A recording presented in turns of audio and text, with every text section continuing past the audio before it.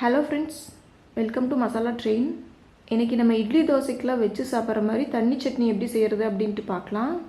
இது நீங்கள் எப்போது செய்கிற தேங்காய் சட்னியை விட நல்லா டேஸ்ட்டாக இருக்கும், கொஞ்சம் வித்தியாசமாக இருக்கும். இப்போ எப்படி செய்யலான்ட்டு பார்க்கலாம். ஃபஸ்ட்டு இதுக்காக புளி ஊற வச்சுக்கலாம்.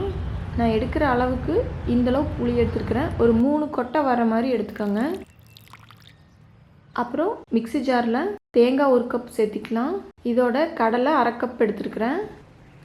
4 வரமிளகாய் எடுத்துருக்கிறேன். இது உங்கள் காரத்துக்கு தகுந்த மாதிரி எடுத்துக்கோங்க. ஒரு சின்ன சைஸ் பெரிய வெங்காயம் எடுத்துருக்கிறேன். 2 பல் பூண்டு, அப்புறம் கொஞ்சமாக இஞ்சி சேர்த்திருக்கிறேன். இதுக்கு தேவையான அளவு உப்பு எடுத்துக்கலாம். இதுக்கு தண்ணி சேர்த்து இது நல்லா அரைச்சி எடுத்துகிட்டு வந்துடலாம். இப்போது நல்லா இந்த அளவு அரைச்சாச்சு. இதுக்கு ஒரு தாளிப்பு ரெடி பண்ணிக்கலாம். ஒரு கடாயில் கொஞ்சம் எண்ணெய் விட்டுக்கோங்க. கடுகு சேர்த்திக்கலாம்.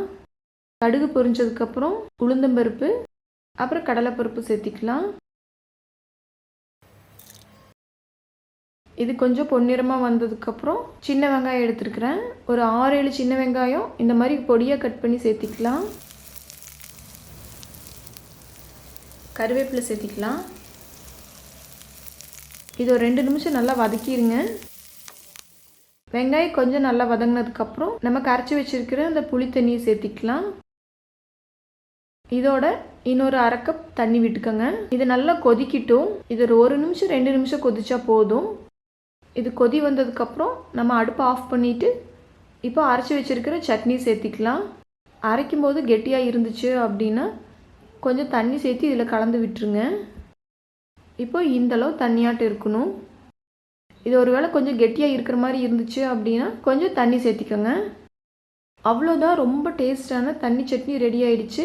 இதை நீங்களும் செஞ்சு பாருங்கள். ட்ரை பண்ணிவிட்டு எனக்கு கமெண்ட் பண்ணுங்கள். நம்ம சேனல் சப்ஸ்கிரைப் பண்ணாமல் இருந்தீங்கன்னா கண்டிப்பாக சப்ஸ்கிரைப் பண்ணுங்கள். நம்ம சேனல் பற்றி உங்கள் ஃப்ரெண்ட்ஸ் ஃபேமிலிக்கு ஷேர் பண்ணுங்கள்.